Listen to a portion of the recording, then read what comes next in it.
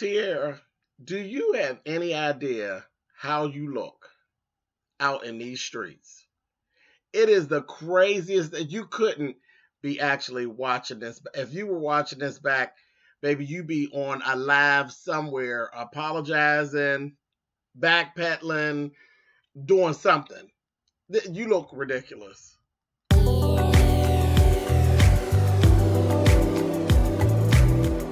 And I'm like, come on through, Cookie. I'm going up on my soapbox. That's basically it. Let's talk about drag in all its forms.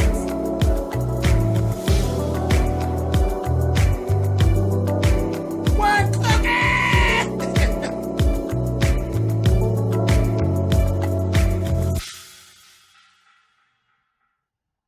Hey guys, thanks so much for clicking on the video. This is my review for Love and Hip Hop Hollywood, Season 5, Episode 13. As I said, definitely if Tierra Marie could see herself, or if she's watching and has any sense or any type of respect for herself, she'd be backpedaling and pussy popping all over the internet because she looks crazy.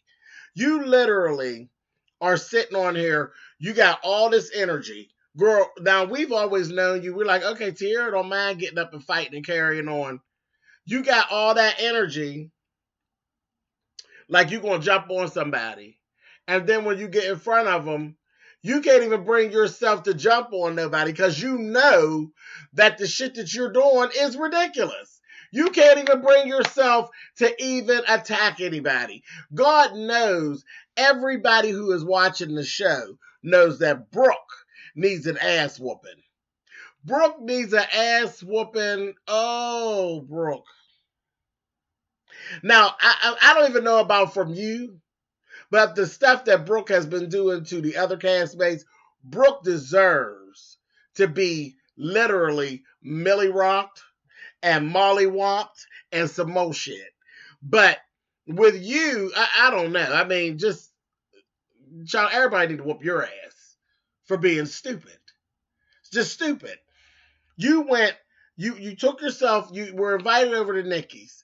Over at Nikki's, there was Moniece and LaBrittany were there. You rolled in there like all this bout it. Moniece, this is the second time that Moniece done let you live. You know better than to play with Moniece like this, but you keep doing it. You keep doing it. You keep rolling up on her, and yeah, you still talking and saying my name like I told you not to. Girl, you do realize that Moniece is medicateder than a motherfucker, and I just made up another word, medicated her. She's medicated to the back gate, and she ain't jumped on your ass and beat your goddamn fake titties down to your knees. And you know it. And you know it. You know that Moniece will jump on you. And this is the second time, bitch, that you done jumped up in her face with this monkey shit. Listen, don't let there be a third. I don't know if you're going to keep on being lucky, honey. Don't keep jumping up in Moniece's face. You know she not wrapped tight. And shit ain't all where it should be with her. You better slow down on that jumping up in Moniece's face. Moniece's like, girl, listen, Brooke showed me these receipts. You looking crazy in these streets. You know? And then as this is coming out, LaBrittany's looking at you like, okay, Mom, that's interesting. You know? And Nikki looking at you like, well, wait a minute, TT. Not. You just keep on. Oh, I'm such a victim. Oh, he did me so wrong. Oh, he released this tape. Oh, but you done flew down to Dallas.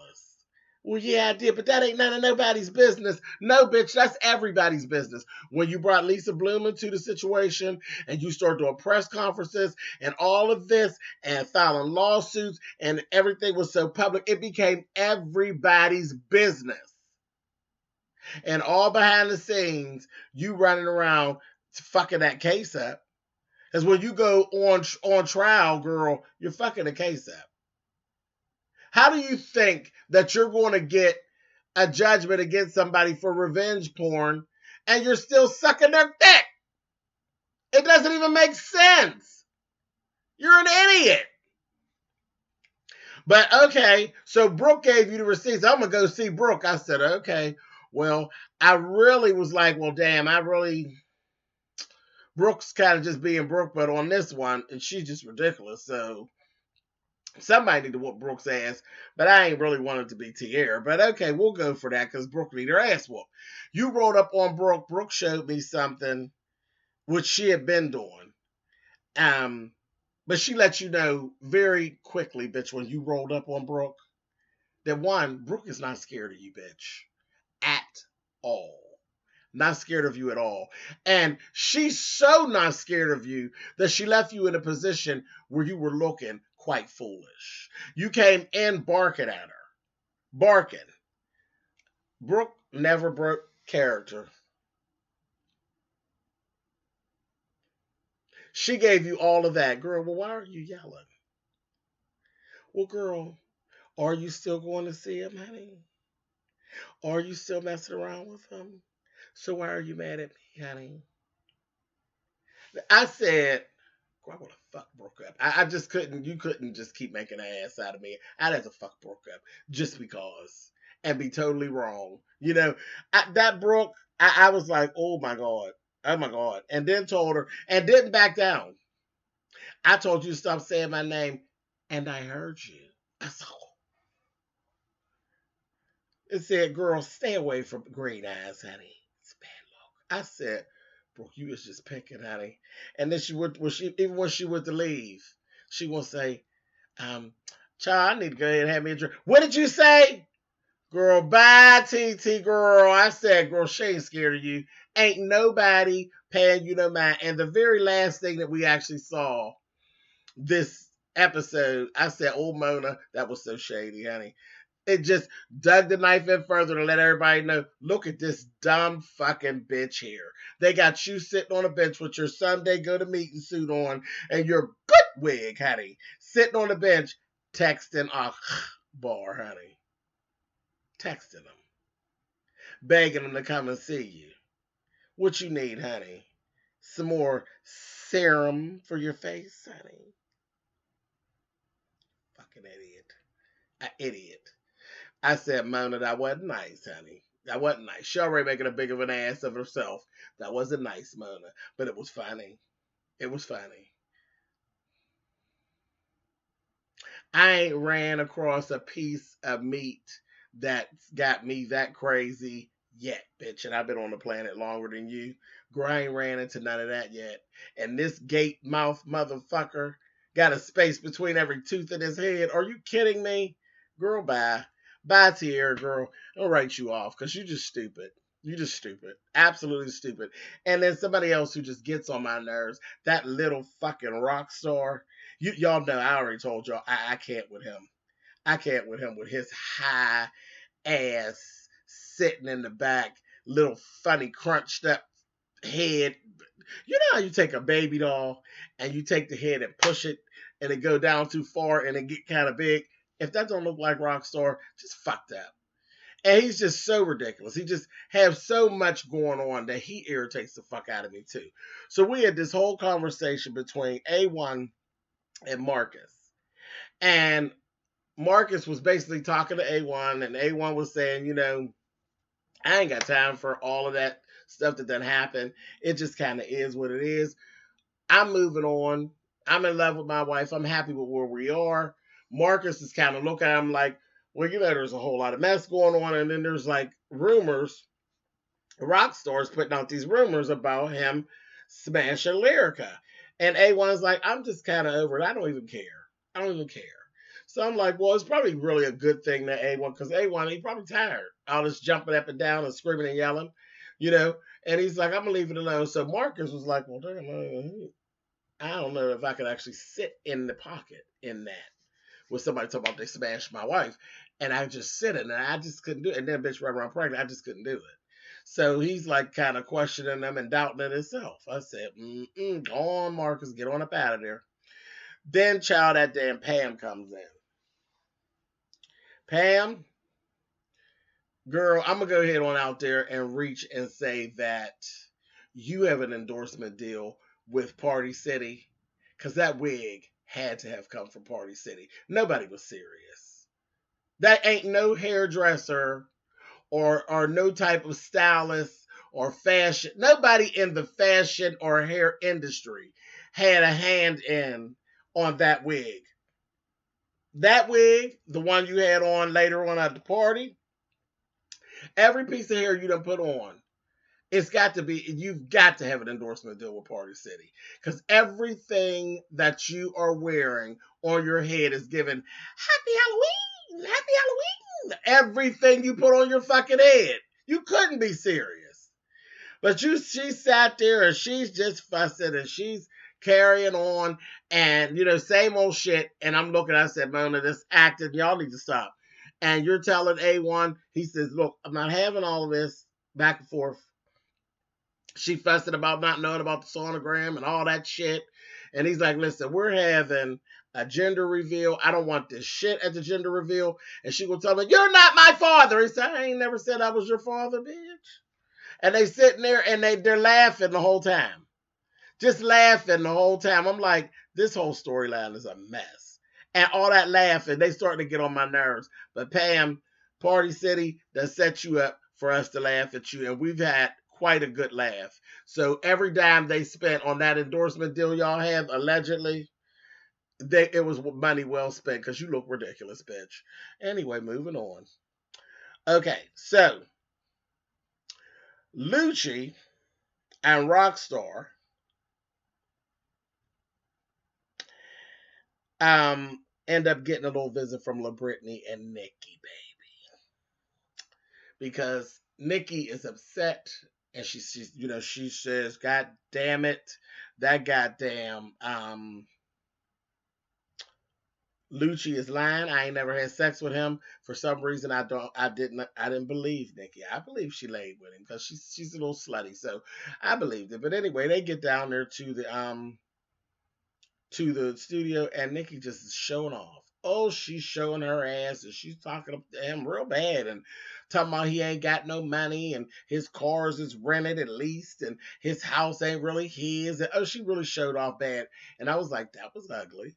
It was really ugly. Like she didn't even give him a chance to really explain himself or think. He was really sidetracked, didn't know what the fuck she was talking about at first.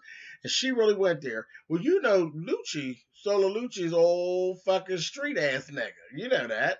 And he sat up underneath it for a minute, and then he's all, Mona, bitch, I don't, no. And he ended up jumping up and then got to telling her, bitch, don't wait a minute, bitch.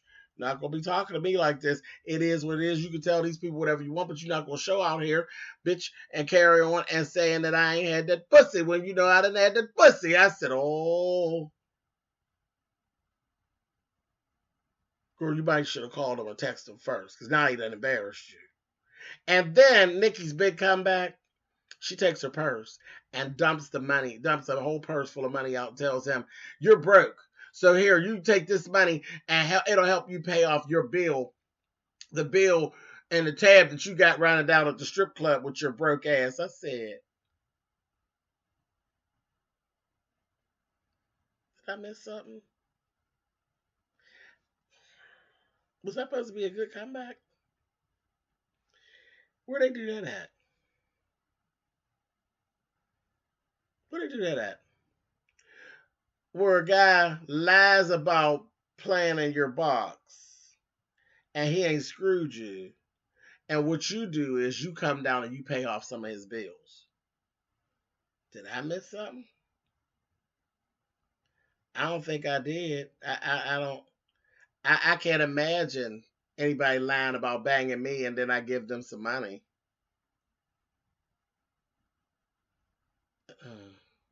I don't understand anything in the whole situation of me being banged and giving away money. Now, me being banged and walking away with some money, I understand that whole dynamic. But getting banged and then giving away money, that might be a millennial thing or something. I don't understand it. I don't know nothing about it, but that ain't the way the game is played. Not where I come from, honey. You take your jacket off, you turn a trick, you take the money. I don't know what you young girls are doing now, honey, but that just seems wrong to me. Anyway, so listen, Nikki, I'm going to go on my channel and I'm going to tell everybody that I fucked you, girl, and everybody's going to know that that's a lie. But bitch, I want you to run past here and give me a goddamn bag full of money, bitch, because I got a couple of bills I need to pay, okay? Girl, hit me up at spillitboy at Gmail, bitch. Anyway, stupidest shit I ever seen in my life. Moving on. I believe, I believe, I believe Sole Lucci hit her with that old skinny body, ugly dick, honey, and that bitch felt the need to give him some more money, honey. That's what I believe. I believe she paid for services rendered. Moving on. Okay. Other thing that I left off, right before Marcus left out when Pam came in, Marcus was told by A1 they're having a gender reveal and he's invited, but Brooke couldn't come. He didn't like it, but it didn't make no difference. You leave that bitch at home. That troublemaking whore that you're engaged to, you leave that whore at home. And then later on, Princess and Lyrica meet up, and same thing happened to her. Girl, it's so good to see you. Yes, the baby is so pretty. We're having a gender reveal party. Your motherfucking husband, he can't come, honey. Miss Ray J, she's not invited, honey. I said, ooh. Princess wasn't crazy about it, but she understood it as well. Your husband's been on some bitch shit. He's not going to be at the party with the rest of the bitches, honey. He's going to have to find something else to do, take a scooty bike and go to the other side of town because he's not invited over here for chicken wings and baby reveal. Okay.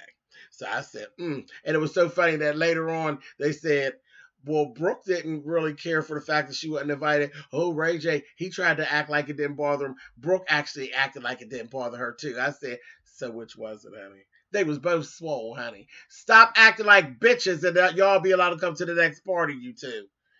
Whew. Anyway, moving on. Fizz and AD sit down and they get to talking. And he says him and Tiffany done broke up. We all knew that. Tiffany only was screwing you. Fizz, nobody likes you. Nobody likes you. You're not Mr. Good Dick. And you always get caught into that. Like, you really think that you be the shit as soon as anybody pays you any attention. Every relationship we've seen you get into since this has been on the air, all 5 seasons, every time you get into a little relationship, you think you are Mr. Good Dick and you get to have your chest all poked out. Nobody's living for you. Like, ain't nobody put it down that you broke their back, honey. Ain't nobody thinking about you. People are only fucking around with you for specific reasons. This time it was to get at Moniece. She was trying to aggravate Moniece. It worked. It worked. And then she's done and she left your ass alone. AD was basically kind of telling him that she's kind of getting sick of Moniece. She was saying in a roundabout way there were some different things going on with Moniece, and I don't think they were having the best time of it. And his involvement, she was leading on to him being involved with them was kind of not helping. I said, whatever. And he happy to hear that because the two of them are tragic. So he really is happy. I said, whatever. So that was that. Later on, Fizz meets up with Moniece. The two of them get to having it back and forth because she was saying how she calls for Cam to talk, and sometimes she'll get to talk to him, and this, that, thing, and the other. And she brought up a valid point. Now, I don't know about all that shit, but she brought up a valid point that he is the one who introduced the whole she's a bad mother thing, that whole narrative. He introduced that to the world, and she's pretty pissed off about it. Now, one, Moniece, baby, you were a bad mother. You were. At that point, you were doing bad, and now you've redeemed yourself, and you're doing better, as it pertains to your parenting, and that's cool. But I get what you're saying, bitch. He perpetuated that, and that was his storyline, and he did. He made her look terrible on this show, and he's been walking around here like he didn't do that. Yeah, motherfucker, you did do that.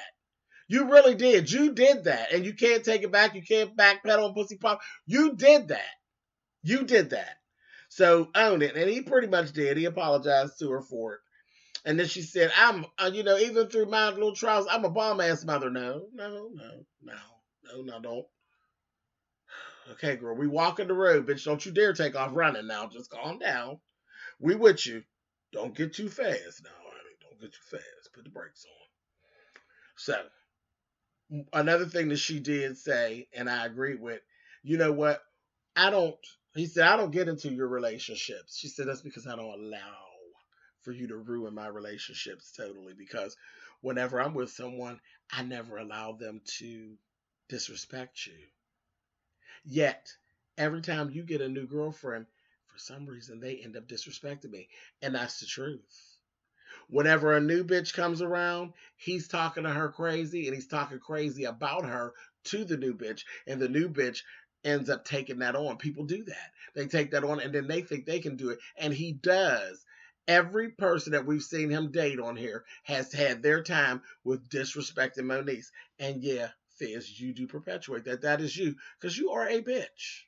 You are a bitch. And if I was her and I had a baby by you, I would kick myself 11 times. Because you're not my type of get down. You're a mess. A hot mess. I was kind of glad she said that because everything she was saying was true. Everything she was saying was true. I was like, Anyway, they had the little gender reveal party. Child, it's a boy. We ain't going no further with that. Psh. Sean Love and Apple. Child, we see Sean Love dropping Apple off at down to the jail. And Apple's like wearing it like it's a badge of honor. She going on in the jail. I'm not even going to get into it. I'm not even fucking with you today, Apple.